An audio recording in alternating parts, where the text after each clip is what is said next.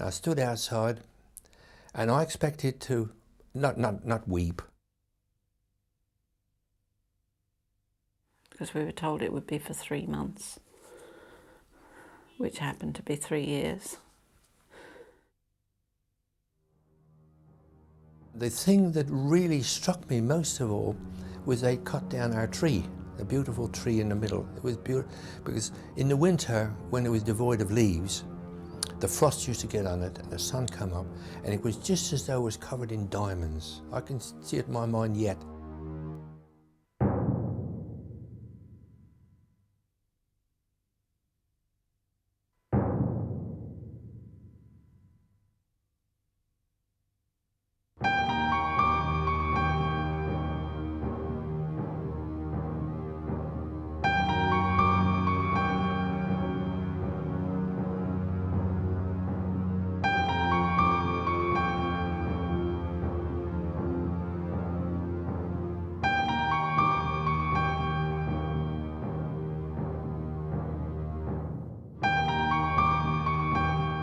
I first heard of the deportations when I came home from school.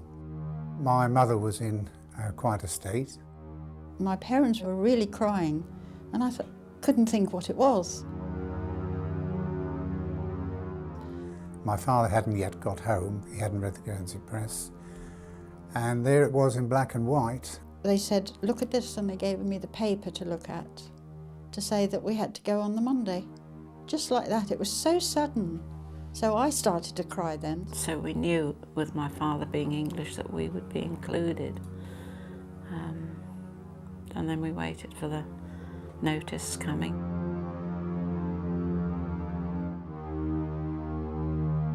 After my father had registered the family at the Greffe office, Her Majesty's Greffe office in St. Peter Port, we then, a couple of days later, had a visit from a German military policeman and a Guernsey policeman who hand-delivered the deportation order, which said that we had to report to the Gaumont Cinema in St. Peter Port in 2 days' time. I always had a grievance over was that it was a Guernsey policeman that came along with the paper saying that we had to go. We were allowed to take a suitcase each. There was a tremendous hunt around for suitcases. A mug, plate, something for water, knife, fork and spoon. My utensil for carrying liquid was a small Guernsey can. I felt when we left Sark, I'm not going to let the Germans see me cry, and I jolly well didn't. I always vowed you I'd never leave Sark without her. And you didn't. And I didn't. Madly in love, you know, and I thought, well, I better go with him. Well, I don't know if I could have got out and not going. I don't think so, but there we are, you know, we always follow our true love, don't we? 9 of us were congregated That's to go on the harbour, and we waited and waited for the other 2, and they didn't turn up. Well, we just had to bear with it because we couldn't do anything about it. No good fight. And they were found, and it was terrible weather. It was raining and blowing, and it was an awful time of the year, that September. And they found them, and he outside in the field. He was dead, and she recovered. We couldn't fight the Germans and say we're not going. No point in that. You'd have got shot. So we just had to carry on. Some people had to have their pets put down. Others found homes. We found a home for the family cat, fortunately. We got on the boat and then we had to get off again because it was rough, very rough, and it was an old coal ship.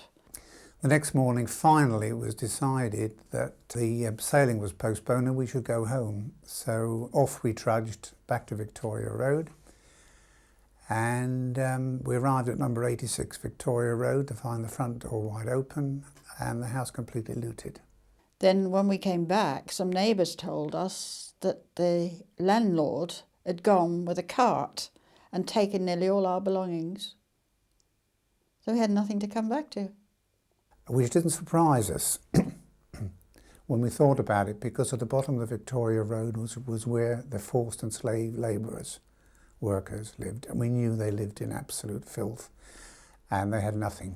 The 27th of September, we boarded the German vessel Minotaur at 6 p.m. Well, some of us had heard on around about these camps, you see, and you never knew. That was like when we went away. We didn't know where we were going, what was going to happen to us. And I think everybody on the ship cried. We were absolutely terrified. Left St Peter Port at 11:30 p.m. We all laid on deck singing.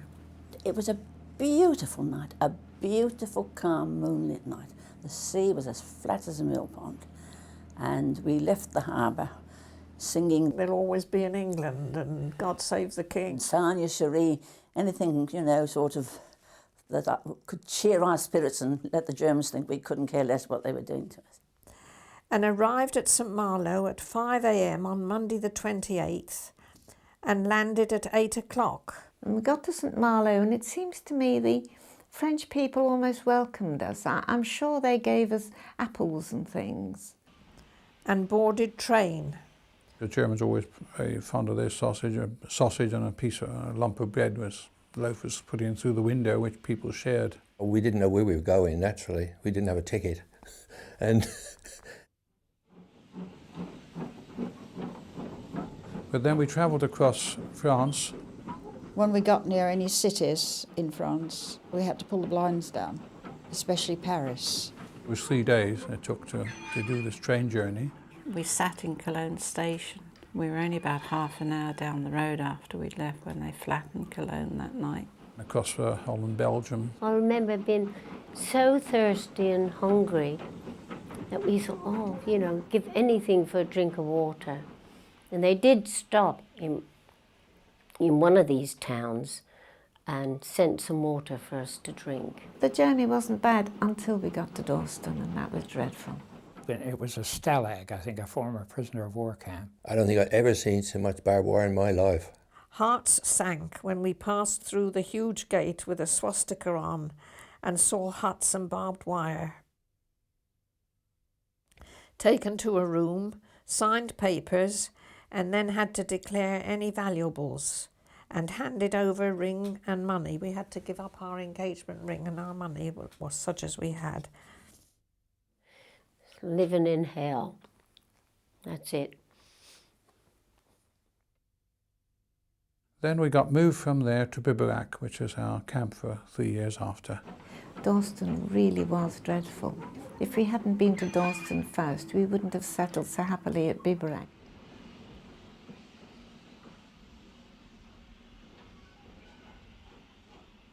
As we got off the train to go up to Biberack, it was a big steep hill, and all the mums that had little children, all the little children were hungry and crying all the way up, and some of us younger ones helped to carry the children up because we were teenagers and the poor mums had to carry them. And it was dark, it was cold and damp.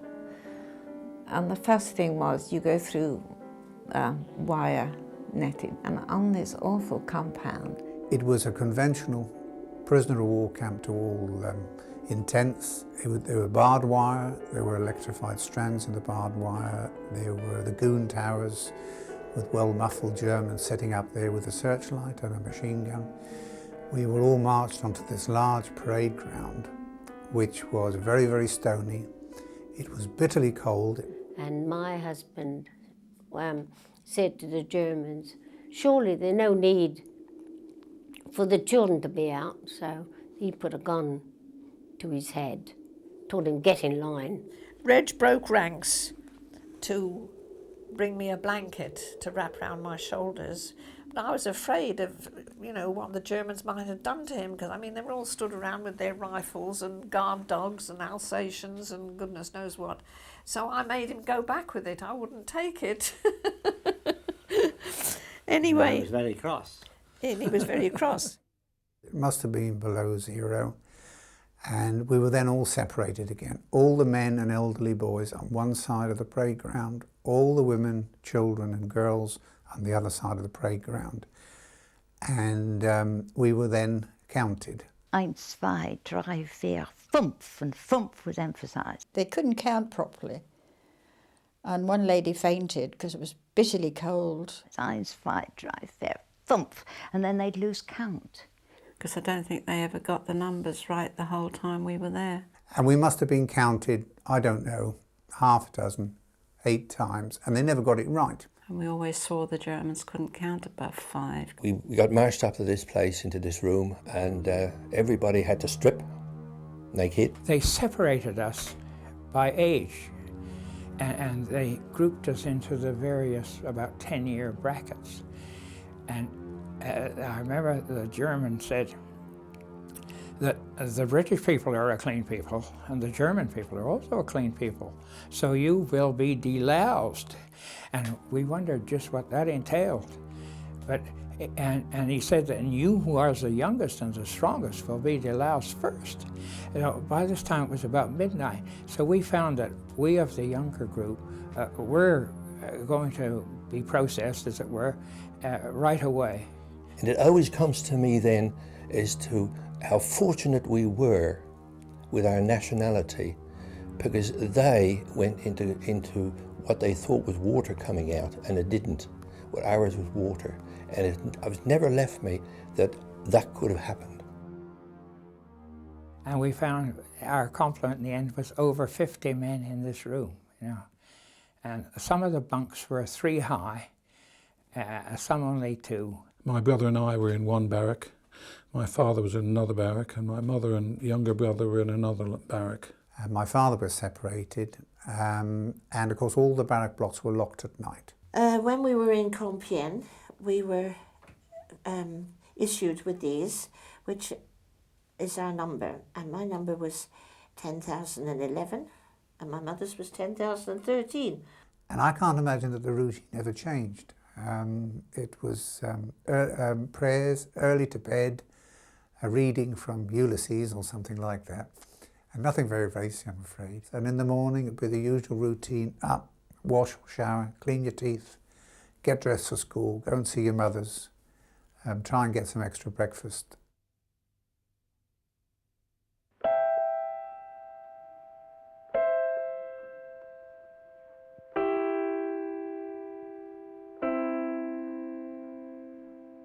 The first Christmas, we only had a piano. We didn't have any other musical instruments then. And some of the men in the barracks pushed the piano round to the different barracks so as they could sing carols. I don't know who the pianist was, I can't remember. But there must have been about half a dozen men with combs and tissue paper. So we sang carols to that, and we went around the different barracks.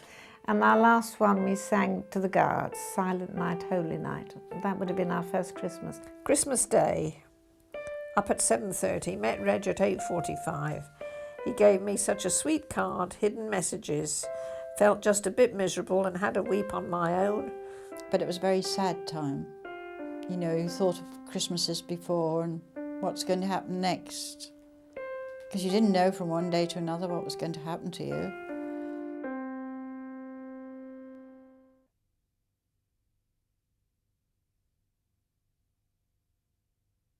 Living conditions improved because the nasty Nazi guards were withdrawn and they were replaced by some very, very decent German reserve soldiers. To a certain extent, I think the Germans had a certain amount of respect for the British, whatever else they might have felt. Our people, they all had families. If they didn't have families in the camp, they had families back in Guernsey. And I don't suppose it would have been too clever to actually cause any real hassle. There was a Nazi element still amongst the guards, some of whom we hated, and they hated us. The Germans had their organisation for their camp and their guards, and then we had our own local organiser. Oh, the camp leader was Garfield Garland. I think he was a good choice. He was head and shoulders taller than anybody else. His second in command was Reverend Laxton, who spoke German and who acted as an interpreter. Really, happily, one had little to do with the German administration, provided things were running smoothly, you know. And I think they had a sort of committee of, you know, older people who looked after our welfare, met up with the Red Cross, and generally oversaw what was happening in the camp. And of course there are countless chores to be done, and fatigues and administrative things to do. The camp was like a village, eventually. It quickly settled down like a village, because everybody did what they were best able. Like there were teachers, musicians, cooks, cleaners, office boys or Cobblers. typists and cobblers. Dentists and doctors. Bartomart, We had somebody from all walks of life, it seemed. All walks you know. of life, yeah. It wasn't long before we were out working on parties, work parties. In fact, one went out to the radio shop, and within a relatively short time there were enough parts in the camp to make a radio. As time went on, Frank Struband had what they call the Whisper, the Forbidden Whisper, I think it was. So yeah, we were up to date. The camp was run by the Wehrmacht, the army, as it were. They didn't want anything to be found that would incriminate them. So it would appear that the officer told Frank that they knew there was a radio in the camp, and they'd look after it until the search was over and give it back. There was an official radio, which was sealed. Ah. Which everybody could listen to. Everybody could listen to it. They could listen to it, you couldn't tune it. The German radio, which would tell us all sorts of things, how clever they were, which you halved what they said and doubled what we'd taken. The highlight of the day was the post office, where we would go up and wait to see if there were any Red Cross letters. We found ourselves in the happy position that we could write to Guernsey and also write to the mainland. We were allowed 3 letters and 4 cards a month. So I could write to my mother, and my mother and sister, they were both in England, would send photographs of themselves to me, which I could then send to my father. So yes, and whatever Dad said, I could repeat. So we were rather useful, because the people in England couldn't send to Guernsey, but they could send to us, and we in our turn could send the message on to Guernsey. I mean, heavily disguised in some instances, you know, that people would read into, you know, Uncle Tom came over the house last night, or something like that, which meant there was an air raid, or you know what I mean. It was all our mail obviously was censored. I remember someone saying once, oh, well, I wrote home and I said we had turkey, plum pudding and all the trimmings, and you can tell that to the Marines, you know, which was a way of saying don't believe a word I say. My mother used to put in her letters, Roy and Fred had called, which was code for the RAF.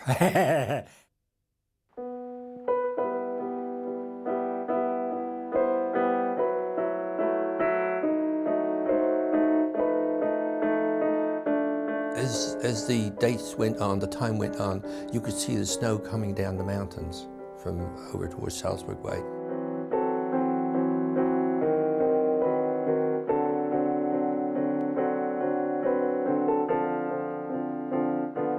You used to have a cup of tea, so what you used to do, you used to drink that, but you use part of it for your wash, because it's so cold when it is really, really cold in a country like that. It can be very cold, so you used to use a bit of that tea on your face flannel to have your wash.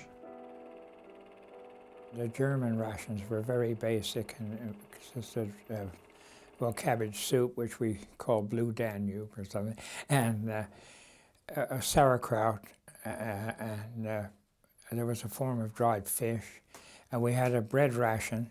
With a date on, but you didn't know what month, and when you cut the green off. And it was divided per room, so I was in a room for 18, 9 each side, so we sort of had a loaf and it was divided between, and you picked, you know, they started at the top of the list to take the first slice, and the next time round, you know, you were at the bottom of the list, so everybody had a turn to pick first. So you had a piece of bread about that thick, you know, and you ate it all in one go. You didn't, and so you went hungry for the rest of the day. What the Germans brought was sort of badly cooked, and what the Red Cross supplied were tins. There was no fresh food, We blanched dandelion. Dandelion leaves to like make a sort of put on our bread, you know, because we think that'll keep our blood rich, because it's supposed to stop you having spots, because lots of people used to break out in scabby things. And really, that was the only greenery we had. There was no fresh food. But it was really thanks to the Red Cross that they raised our whole standard of living. In fact, they virtually saved us from near starvation. Before the Red Cross parcels came, well, it was pretty grim before then. We'd have been very, very hungry by the end of the war if it hadn't been for the Red Cross parcels. One of the things I remember in the Red Cross parcels, and I still remember today, and always if I see some I'd buy them, is dried bananas. Half a pound of chocolate biscuits, box of confectionery. You could make yourself a nice pudding, you know, that sort of thing. I don't know if we'd like it now, but still. There was tins of Clim, and you had these big, I suppose they called them army biscuits, you know, thick things like that. So if you put them to soak in this Clim, and they were always raisins. It's amazing what you can do. There was piles and piles of tins. Tin of Nestle's milk, tin of pure butter, tin of 3 fruits marmalade. The camp leader, he asked the Red Cross, could we possibly send some to the Channel Islands, and they agreed for a while. We were better off food-wise in Germany than the Guernsey people were in Guernsey, especially towards the end of the war. Because a lot of people never thought we'd ever be seen again. But fortunately for the International Red Cross, we were. And to this day, those of us who were there, we could live on what other people throw away. Every bit of the Red Cross parcel is valuable. Oh, make do and mend, that was easy. And when they put anything down, it was gone. Like a hammer or a saw or pinchers or something, it went. It got lost. We had it, yeah. Tin from the Red Cross parcels. One of the favourite was the Clem tin, because it was the biggest thing. You could roll it out, you had quite a sheet of metal. One guy wanted to roast a little bit of his dinner or something, so he made a tin. Like made a roasting tin. And make a water heater out of the Clim milk tins, and I don't know, you plugged it in somehow. Red Cross parcels came in boxes, and I can remember one of my jobs was straightening the nails, you know. When they took them out, they were bent. Firstly, the string around them. That was a great commodity, because you'd be surprised what you can do if you've got nothing else except the string.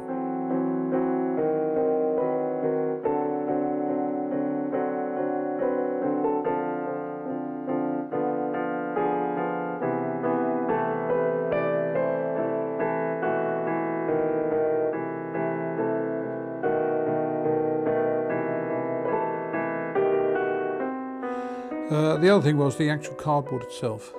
They did cut it up into different sorts of things. It was used in the shoes along with the string. Some Greeks people were sent to us, and he was a shoemaker. And he had the women plaiting the box cord to make shoes. And he made a pair of slippers and a pair of sandals for every child in the camp. What the wood itself, well, you get hold of a little piece. I'd got a little piece, it wasn't very big and wasn't very wide, as you can see here by this, but you made a spoon out of it. I made quite a few of those. The tea chests that the Canadian parcels came in were used to make, you call them flats, as part of scenery, but everybody could do something, and you had the time. People that could dance or do anything would get up and do something, you know. We had a choir, and of course we had church services because we had some ministers with us. They had a concert party, and they used to put on plays. They used to have weekly dances. The camp orchestra was formed. we had a dance band of about 11, and I was the drummer. There were plays put on and musicals. Blokes dressed up as women and all that. Netball, rounders, football teams, Marathis. We used to play shove, they had shove biscuit, I remember, in lieu of shove halfpenny. walk round and round and trying to keep fit, and then most couples would go and have a little lay down in the afternoons, you know. And there was a special place down behind one of the barracks that all the courting couples used to go down there. And if you saw somebody going round behind that barrack, well, you wouldn't go because you know that they're making love, you know. You have to wait your turn. And because when we were all separated, that was the biggest shock of all. I know my mum and dad, you know, were very... I couldn't believe it, really. Well, I think that's how my first child was made, behind the hut. He laughs when I tell him. I said, you were made on the grass behind the hut. You had to motivate yourself, if you like. You could learn almost anything because there was somebody there that could have taught you. Our schooling in the camp, they did the best they could with it. We didn't get a lot of choice. We had a camp library, but every book which came into the camp was closely scrutinised by the Nazi organisation. It's got here, the actual YMCA here, stamp in the book.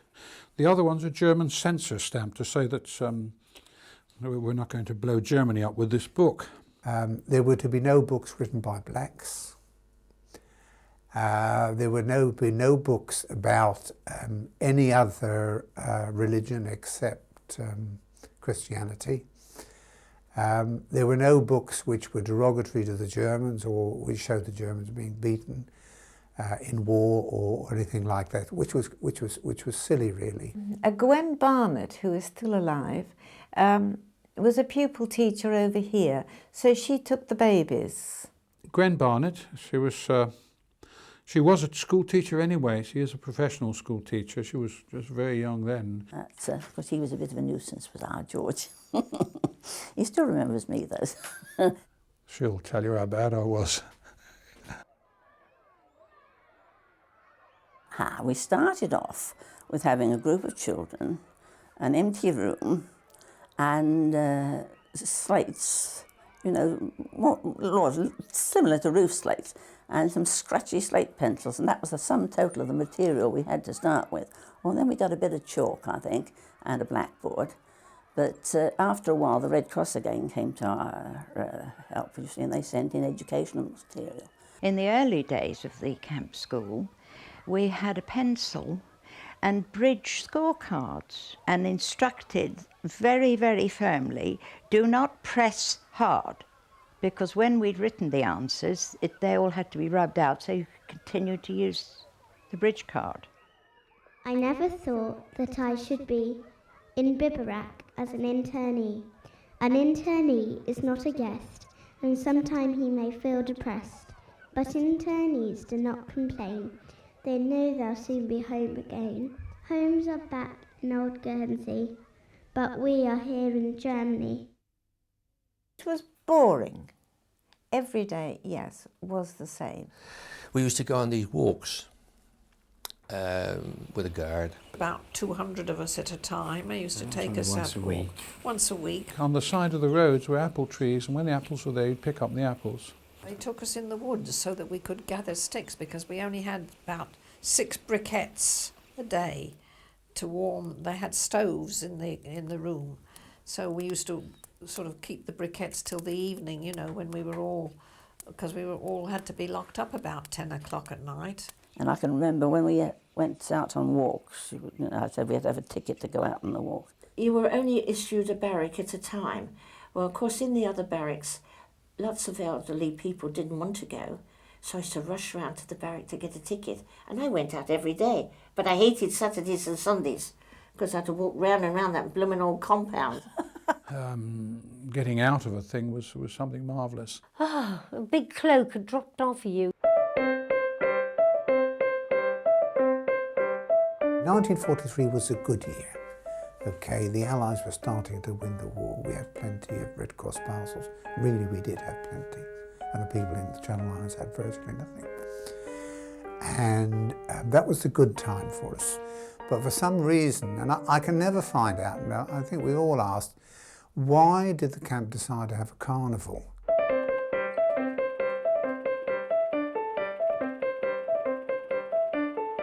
funny, we called it a carnival. August Bank holiday. Now, actually, I ran a race in that, a relay race. It was a bit of fun, give life to the camp, and of course the Germans thought that was fine, yeah. And then they broadcasted that oh, these people, British people in camp, they're having a lovely time. They're, you know, they're doing carnivals and things like that. But that was good propaganda for them. And there were people who had wonderful fancy dresses. And there were girls who ran races, bigger girls than me, who ran races. And they were taking bets on them, you know. They took 16mm film, and they said, yes, you can borrow the hand carts, which people towed things and supplies around the camp. You can borrow this, you can borrow that. They gave people more wood. The theatre club and the music society all clubbed in, and people built floats, and they dressed up, and they found enough wood for people to walk on stilts.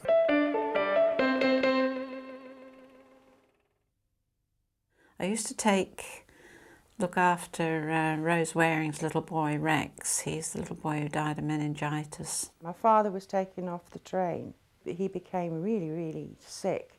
Ended up in the hospital, and he died. And then Marcia died shortly afterwards through meningitis. So I was virtually on my own then. They didn't really know what to do with me. My brother died. And like I say, it was a very painful death because it was meningitis, and he was only 9 months old. And I remember him picking up his own weight on his arms and his legs with the pain of pushing up in the air because of the terrible agony. And those days, I suppose, there was no treatment, I don't know, but that's the way he went. It took a while as well to die. I think it was harder for the younger mums with younger children, like Rose, because Rex was only maybe 18 months old. And of course, him and 2 other little children in the barracks got meningitis. I think all 3 died, actually. After my mother died, every morning before I did anything else, I went across the other side of the camp to check on my father.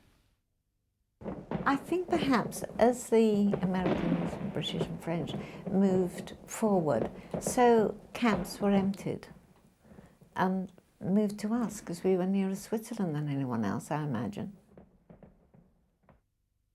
And toward the end there were imports of some Jewish contingents, and Auntie Medwell, who was barrack leader, organised a collection of clothes. Oh, we had a group of Dutch Jews came in, and we had some, was it Greeks?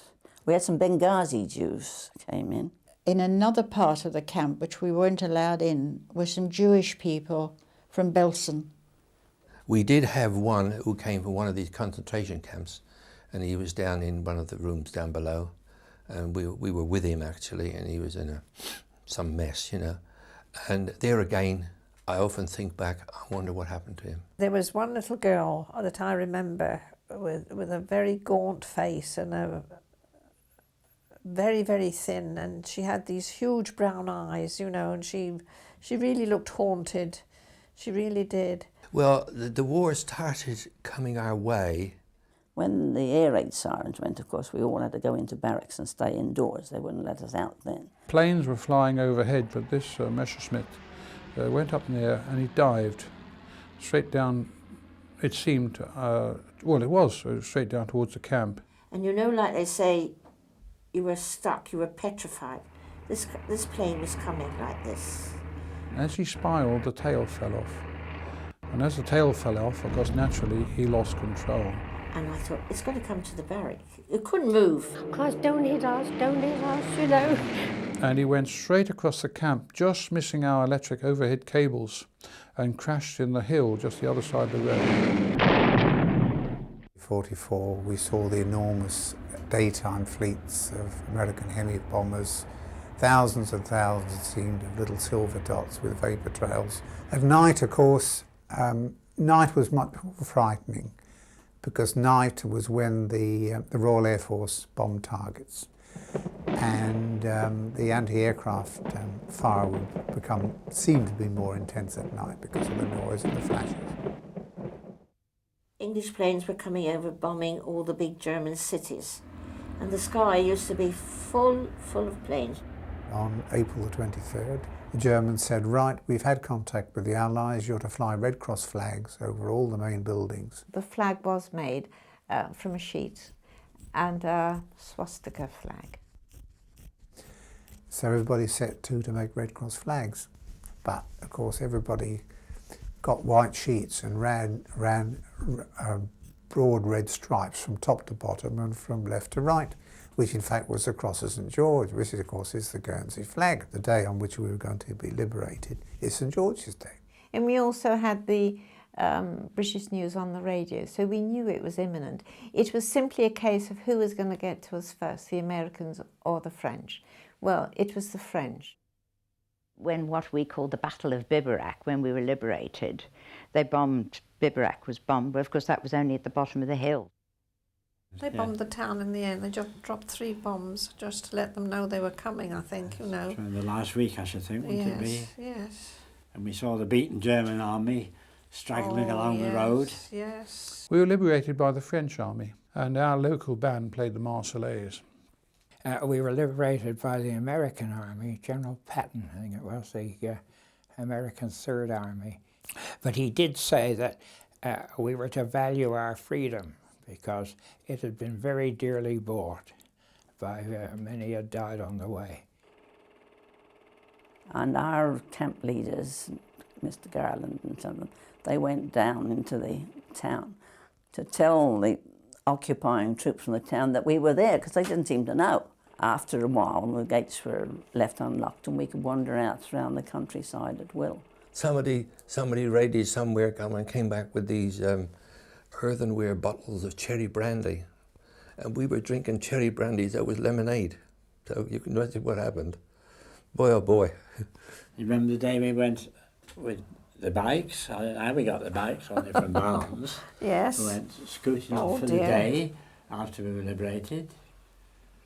As if we were on holiday. We just set off for the day. We had a bicycle each. We had, we were allowed, I got a permit in there, we were allowed a permit. We could go about 6 kilometres around. We were free, really. One of the things the Allies did is they pasted up outside the town halls in most German towns and cities pictures of Belsen. My father took me and stood me in front of that poster. He made me look at it and he said, now, don't ever forget this, Margaret. He said it is your responsibility to see that this never happens again. They come back, they say, we're very, very lucky. With a camp not far from us and what we've seen today, we can thank God that we're safe. He said, you blame the people who did it, but you don't blame the Germans. A camp full of 1,500 people. I mean, they were burning 10,000 people in a morning in places like Auschwitz. So I think that was a time when people sort of sat back and thought how lucky and fortunate we were. That is, those of us who hadn't lost family who died. We didn't think we were worthy of being flown home, but thankfully someone else did, and we were flown back into quotas of Transport Command. We went by lorry from Biberach to, can't remember the name of the camp, but an American camp.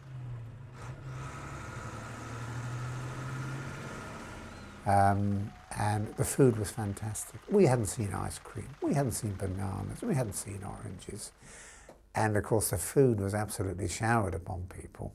And they were having gammon and eggs, and a lot of us couldn't eat it. We couldn't. When you haven't had food properly, you know, for a long time, it's very difficult to get into it. Although we wanted it, we couldn't eat it. And then we got on the plane, and they were French planes, and they were all lined with blue, do you remember? But we had all our luggage in the middle. We only had it was boards seats to sit all on. the way That's down. right, It was like... transport plane. Yes, that's transport right, plane, yeah. We flew into North Holt, and then was taken to Hendon Centre.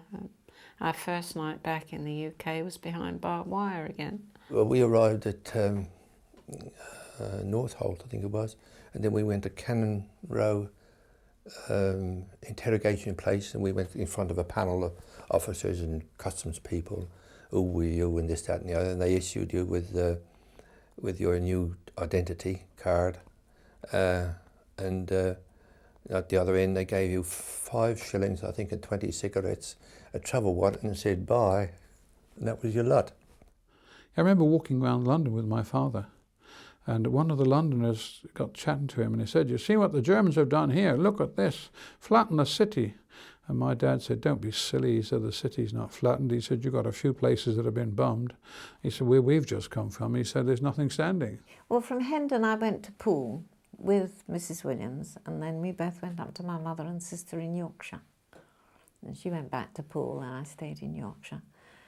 And Madeline had already filled in the appropriate forms. So we were back here within a month. I think we were on the second boat, the old Hantonia. I remember writing to the Home Secretary because I was getting the local papers from home saying that all these people were getting home and we weren't, and it wasn't as if we hadn't anywhere to stay because we could stay with my mother. And anyway, we got to Sark in the October 45. And then the downside was, of course, nobody could say when we were going back to Guernsey, so it was decided we had to go to school. And unfortunately, we were singled out. Brother Jim and myself went, he's 2 years younger than I am. We went to this school where we were called Nazis because we came from Germany. Well, and you couldn't come back to the Channel Islands unless you had relatives or your house was waiting for you, because the States didn't want you to come back and just be footloose and fancy free here. You had to have a base. They thought their house would still be there, their business would still be there, and they could pick up the threads again, and of course it had all gone. And it was lovely coming off the boat to see the island. Oh, that was, I've got that vivid in my mind. Because they came down with carriages and that to pick us up from the old harbour. It's a wonder the horses were still living. A wonder that the Germans hadn't eaten them. That's true. They were very hungry. When I got to see my mother, I thought, oh, poor old soul. She looked so old and worn. In a lot of cases, the parents, when the rations went to the children, and they sort of, well, not starved themselves, but didn't eat enough, you know, really. Yeah, my father really was very thin, yeah. But when we came back, they said you can have your house. There was no floors, no stairs. The Germans had used all the wood for fires, I suppose. Well, he had a business here, an electrical business in the Boardage, which the Germans shut down the day after they arrived, and they just stripped it bare, and that was the last he ever saw. He saw the commandant and said he wanted compensation for it, and they said there was nothing they could do. And so he lost everything. My father never recovered, really.